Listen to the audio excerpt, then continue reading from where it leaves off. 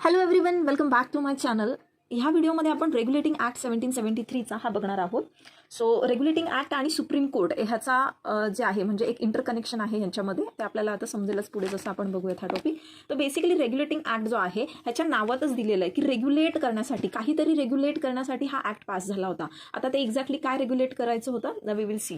So this act was passed by the British parliament. British पार्लमेंटने या ठिकाणी हा जो ॲक्ट आहे हा पास केला होता. आणि काय रेग्युलेट करायचं होतं यांना, तर जी ईस्ट इंडिया कंपनी भारतामध्ये इस्टॅब्लिश झाली होती, तर त्या कंपनीचं जे वर्किंग आहे, तिचे जे अफेअर्स आहे, कंपनीचं जे एकंदर ॲडमिनिस्ट्रेशन आहे, मॅनेजमेंट आहे, त्याला रेग्युलेट करणं, means to regulate the affairs of the East India Company, हा उद्दिष्ट होता, हा पर्पज होता रेग्युलेटिंग ॲक्ट 1773चा पास करण्यामागे. आता ह्या ॲक्टचं एक इम्पॉर्टंट प्रोव्हिजन म्हणजे सेक्शन 13च्या अंतर्गत, सेक्शन 13 जे होतं ह्या ॲक्टचं, ह्याच्या अंतर्गत इथे सुप्रीम कोर्ट इस्टॅब्लिश करण्याची तरतूद केली होती. Supreme court at Calcutta. तर इथे कलकत्ता या ठिकाणी जे आहे सुप्रीम कोर्ट, पहिलं सुप्रीम कोर्ट जे आहे ते इस्टॅब्लिश करण्याची तरतूद जी आहे आपल्याला ह्या ॲक्ट अंतर्गत सापडते. आता बेसिकली हा जो ॲक्ट आहे हा का पास करावा लागला, ह्याच्या मागे काय रिझन्स होते नेमके. सो रिझन्स असे होते की जे कंपनीचे सर्वंट्स होते, म्हणजे ईस्ट इंडिया कंपनीचे जे कोणी सर्वंट्स होते, तर ते त्या ठिकाणी करप्ट होते. करप्शन त्या ठिकाणी जे आहे, करप्शन आणि इलिगॅलिटीज ह्याची प्रॅक्टिस त्या ठिकाणी होत होती. भ्रष्टाचार जो आहे, म्हणजे आपण तुम्हाला समजलं असेल ही काही नवीन गोष्ट नाही, अगदी तेव्हापासून भ्रष्टाचार जो आहे आपल्या भारतात तो पनपतोय. ओके. देन कंपनी जी आहे सिरियस फिनान्शियल क्रायसिस थ्रू जात होती, म्हणजे तिथे एक भयंकर असं फिनान्सिसमध्ये कमी जे आहे, कमतरता जी आहे ती जाणवत होती. आणि कंपनीने त्यामुळे ह्या फिनान्शियल क्रायसिसमुळे जे 1772मध्ये त्या ठिकाणी अराईज झाले, ह्या क्रायसिसमुळे कंपनीने क्राऊनला रिक्वेस्ट केली लोनसाठी. किती लोन, तर 1 मिलियन पाऊंडचं लोन जे आहे कंपनीने मागितलं. मग आता ह्या पार्श्वभूमीवर त्या ठिकाणी जे हाऊस ऑफ कॉमन्स होतं इंग्लंडमधला, तर हाऊस ऑफ कॉमन्सने त्या ठिकाणी 2 कमिटीजचं गठन केलं. ओके. 2 कमिटीज ज्या आहेत त्या ठिकाणी कॉन्स्टिट्यूट झाल्या, अपॉइंट करण्यात आल्या 2 कमिटीज. त्यातली एक होती सिलेक्ट कमिटी आणि दुसरी होती सिक्रेट कमिटी. आता ह्या दोन्ही कमिटीने जे रिपोर्ट त्या ठिकाणी मांडला ना, जो रिपोर्ट दिला, it was adverse report. Adverse report on what, adverse report upon the administration of company. की म्हणजे काय, चांगला रिपोर्ट जो आहे तो बरा रिपोर्ट, म्हणजे एकंदर सगळी जी एन्क्वायरी केल्यानंतर, सगळं काही स्टडी केल्यानंतर ह्या दोन्ही ज्या कमिटीज होत्या ह्यांच्या लक्षात आलं की इथे भयंकर काय आहे, माल प्रॅक्टिसेस होत आहे, कंपनीचं ॲडमिनिस्ट्रेशन जे आहे ते फार ढिलाईने होत आहे. आणि मग याचा जे रिझल्ट आहे तो असा झाला की ब्रिटिश पार्लमेंटने इथे रेग्युलेटिंग ॲक्ट जो आहे 1773चा हा पास केला.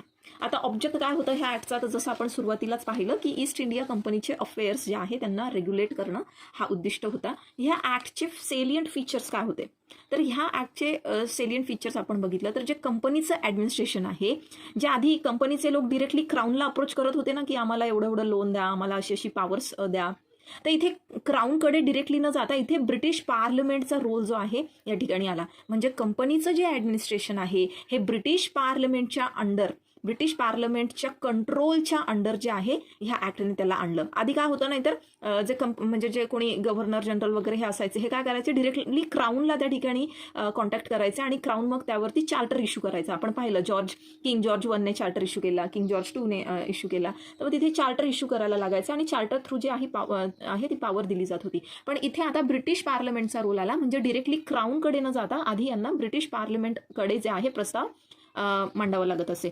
So this was one of the salient features of regulating act. त्यानंतर रिफॉर्म्स जे आहे, कंपनीचं जे एकंदर कॉन्स्टिट्यूशन होतं तर त्याच्यामध्ये रिफॉर्म्स जे आहे ते सुचवले. ते काय होते ते आपण पुढे बघू.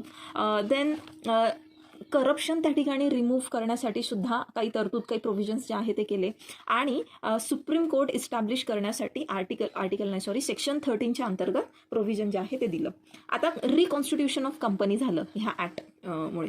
तर रिकॉन्स्टिट्यूशन ऑफ कंपनी म्हणजे काय नेमकं झालं, तर जे डिरेक्टर्स होते, डिरेक्टर्सचं आधी टर्म काय आहे 1 इयर होतं, म्हणजे 1 वर्षापर्यंत, तर ते 1 वर्षापासून 4 वर्षांपर्यंत ते इन्क्रीज करण्यात आलं. आणि जे वोटिंग राईट्स होते, तर जे कोणी शेअर होल्डर्स होते ज्यांचे 500 पाऊंड्सचे त्या ठिकाणी स्टॉक्स होते ईस्ट इंडिया कंपनीमध्ये, तर तिथे 500 जे आहे 500चं लिमिट ते वाढवून 1000 करण्यात आलं. म्हणजे ज्याच्याकडे 1000 पाऊंड इतके ह्या व्हॅल्यूचे शेअर्स किंवा स्टॉक आपण ज्याला म्हणतो ते कंपनीमध्ये असेल तरच त्याला जे आहे त्या ठिकाणी 1 वोट जे आहे ते कास्ट करता येईल. आणि जसं जसं ती व्हॅल्यू वाढत जाणार, जर 3000 पाऊंड असेल तर वोटची व्हॅल्यू 2 असणार, 6000 असतील तर 3 असणार, 10,000 असेल तर 4 व्हॅल्यू, असं ते इन्क्रीजिंग ह्याच्यात होतं. Then correspondence revenue. आता इथे रेव्हेन्यूचा जो करस्पॉन्डन्स आहे तो कुठे कोणासमोर मांडायचा होता, तर जी ट्रेजरी आहे ट्रेजरी समोर, ट्रेजरी कुठली, जी इंग्लंडमध्ये जी ट्रेजरी होती त्याच्यासमोर जो आहे रेव्हेन्यूचा करस्पॉन्डन्स जो आहे तो मांडायचा होता. नाव reconstitution of the companies government in India. आता जे कंपनीचं गव्हर्नमेंट होतं इंडियामध्ये, म्हणजे काय की हे जे ईस्ट इंडिया कंपनीचं राज्य होतं, तर इथे सुद्धा काही चेंजेस करण्यात आले. इथे एक्झिक्युटिव्ह, लेजिस्लेचर आणि ज्युडिशरी अशा 3 लेवलवरती आपण चेंजेस बघतो. तर या ठिकाणी अपॉइंटमेंट जी आहे ती गव्हर्नर जनरल आणि काउन्सिल ऑफ मेंबर्स ही झाली. आता इथे हे काउन्सिल जे आहे हे किती मेंबर्सचं त्या ठिकाणी कॉन्स्टिट्यूट करण्यात आलं, तर 4 मेंबर्स, म्हणजे गव्हर्नर जनरल आणि काउन्सिल ऑफ 4 मेंबर्स. आणि ह्यांची टर्म जी आहे ती किती त्या ठिकाणी डिसाईड झाली, 5 इयर्स करता त्यांची टर्म जी आहे that was decided. Now salary यांना देण्यात आली for the very first time, की हे जे गव्हर्नर जनरल, काउन्सिल वगैरे हे जे होते यांना सॅलरी सुद्धा त्या ठिकाणी पे करण्यात आली. Then governor general and council of Bengal. आता जो बंगालचा गव्हर्नर जनरल आणि काउन्सिल ऑफ मेंबर्स होतं ना, तर ह्यांच्या अंडर जे मद्रास आणि बॉम्बे होतं, तर ह्यांचा कंट्रोल जो आहे तो दिला गेला होता. म्हणजे मद्रास आणि बॉम्बे जे आहे ते सबऑर्डिनेट झाले होते बंगालला. आणि जो वॉरन हेस्टिंग आहे, आपल्याला माहिती आहे की वॉरन हेस्टिंग त्या ठिकाणी पहिला, बंगालचा जो आहे पहिला त्या ठिकाणी गव्हर्नर जनरल म्हणून त्याची अपॉइंटमेंट झाली. आणि वॉरन हेस्टिंग नंतर दुसरा कॉर्नवॉलिस आला होता, लॉर्ड कॉर्नवॉलिस. Then legislature.